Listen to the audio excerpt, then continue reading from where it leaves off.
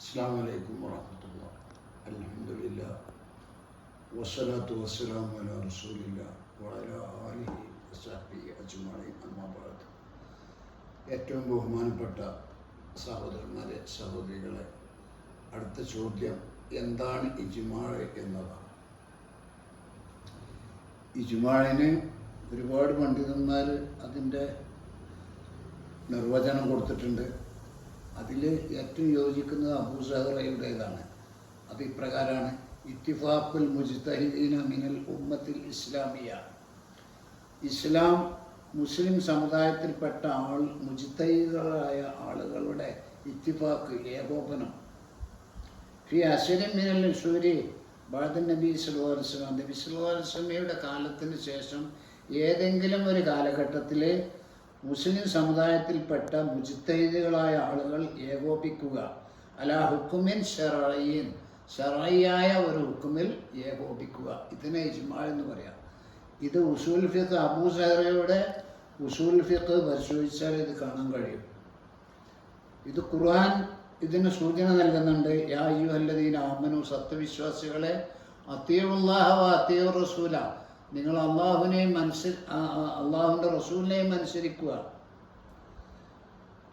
ഉലിൽ അംരി മിൻകും, കൈകാര്യകർത്താക്കളെയും. കൈകാര്യകർത്താക്കൾ എന്ന് പറയുന്നത് അൽ ഉലമാഅ് എന്നാണ് ഇമാം ഇബ്നു കസീർ, അതായത് പണ്ഡിതന്മാരെ ഏകോപിച്ച അഭിപ്രായമാണ് ഇതിനോട് യോജിക്കുക എന്നതാണ് ഇമാം ഇബ്നു കസീർ റഹ്മത്തുള്ളാഹി തൻ്റെ തഫ്സീർ 1-ാം വാല്യം 633-ാം പേജിൽ രേഖപ്പെടുത്തിയിട്ടുള്ളത്.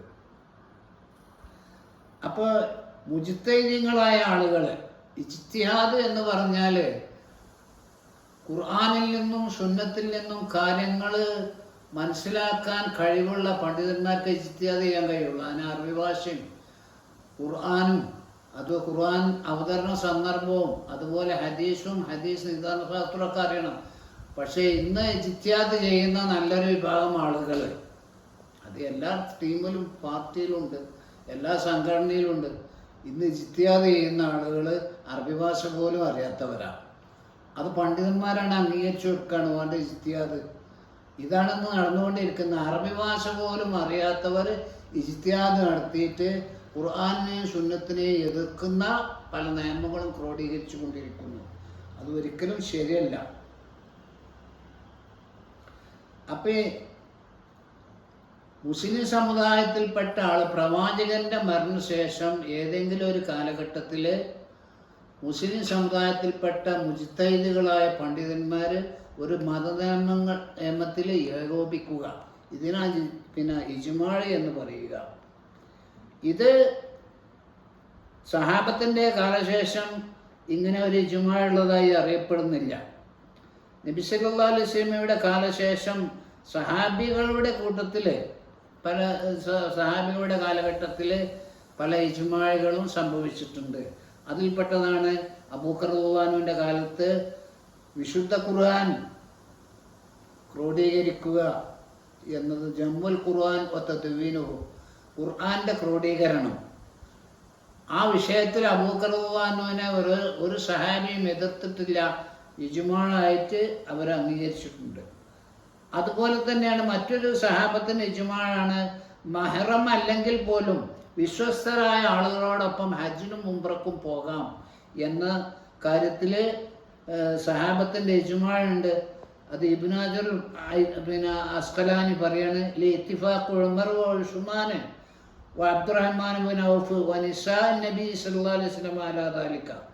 അഥവാ ഇമാം ബുഖാരി ഉദ്ധരിച്ച ഹദീസിൽ പ്രവാചകന്റെ മരണശേഷം നബി സല്ലല്ലാഹു അലൈഹി വസല്ലമയുടെ 8 ഭാര്യമാർ അബ്ദുറഹ്മാൻ ബിൻ ഔഫിൻ്റെയും ഉസ്മാൻ ബിൻ അഫ്ഫാൻ്റെയും നേതൃത്വത്തിൽ നബി സല്ലല്ലാഹു അലൈഹി വസല്ലമയുടെ 8 ഭാര്യമാർ ഹജ്ജിന് പോയൊരു സംഭവമുണ്ട്.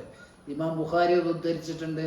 പക്ഷെ ആ സംഭവം എല്ലാ സഹാബികളും, ഒരൊറ്റ സഹാബിയും അതിനെ എതിർത്തിട്ടില്ല. ഇബ്നു ഹജർ അസ്ഖലാനി പറയുകയാണെങ്കിൽ ഇത്തിഫാഖു ഉമർ വ ഉസ്മാൻ വ അബ്ദുറഹ്മാൻ ബിൻ ഔഫ് വ നിസാഉ നബി സല്ലല്ലാഹു അലൈഹി വസല്ലമ, നബി സല്ലല്ലാഹു അലൈഹി വസല്ലമയുടെ ഭാര്യമാരും അബ്ദുറഹ്മാൻ ബിൻ ഔഫും ഉസ്മാൻ ബിൻ അഫ്ഫാനൊക്കെ ഈ കാര്യത്തിൽ ഇത്തിഫാഖ് ഉണ്ടായി. വഅദമി നക്കീരി ഗൈരിഹിം, അവരല്ലാത്ത മറ്റുള്ള സഹാബികൾ ആരും തന്നെ അതിനെ എതിർത്തിട്ടില്ല. മിന സഹാബത്തെ സഹാബികളിൽ നിന്ന് അലിഹിന് അവരുടെ മേൽ ഫീ ദാലിക ആ കാര്യത്തിൽ.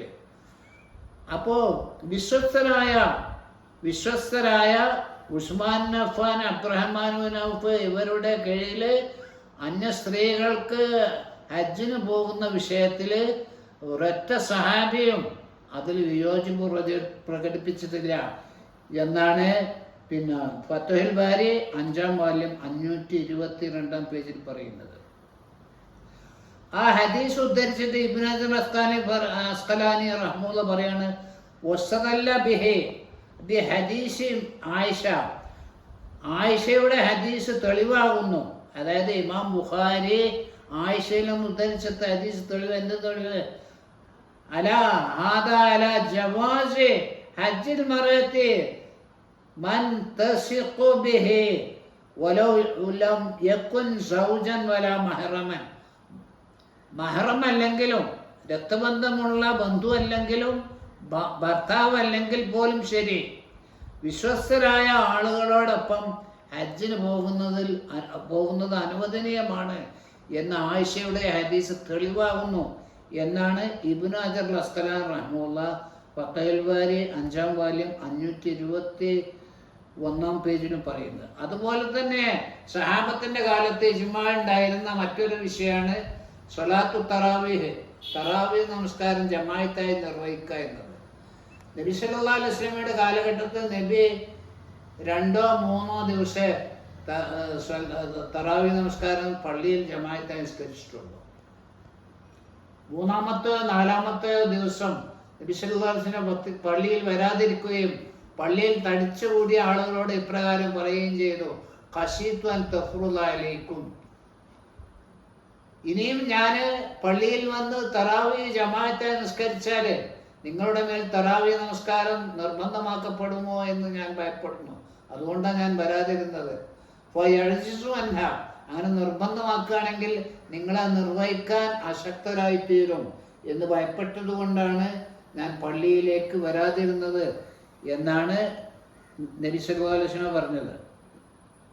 ആ സ്വലാത്തു തറാവീഹ് ജമാഅത്തായിട്ട് പിന്നീട് സംഘടിപ്പിച്ചത് ആരാണ്? ഉമർ ഇബ്നുൽ ഖത്താബ് റളിയല്ലാഹു അൻഹു ആണ്. അതിനെക്കുറിച്ച് ഇമാം അബൂശാമ പറയാണ്.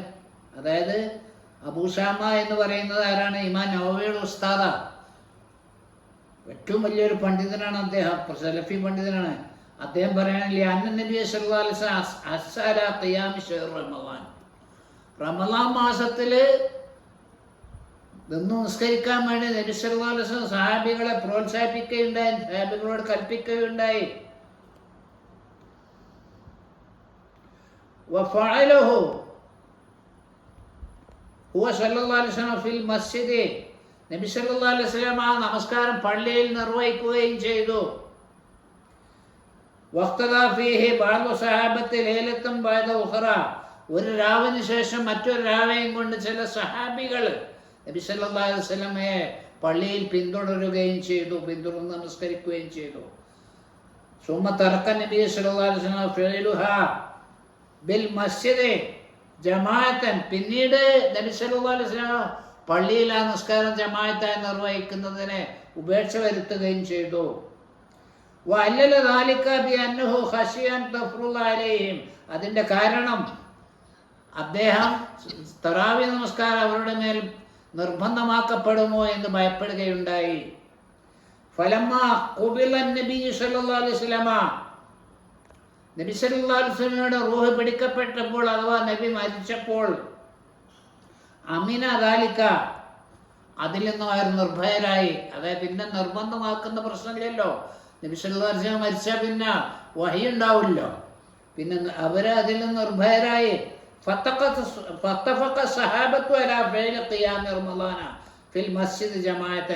അപ്പോൾ സഹാബികൾ ഏകോപിച്ചുകൊണ്ട് പള്ളിയിൽ ജമാഅത്ത് നിസ്കരിക്കാൻ ഏകോപിക്കുകയാണ് ചെയ്തത്. നബി സല്ലല്ലാഹു അലൈഹി വസല്ലം മരണശേഷം സഹാബികൾ തറാവീഹ് ജമാഅത്തായി പള്ളിയിൽ നിസ്കരിക്കാൻ നബിയുടെ സുന്നത്ത് ജീവിപ്പിക്കുക എന്ന ഒരു ഹുക്മും കൂടി അതിൻ്റെ പിന്നിലുണ്ട്.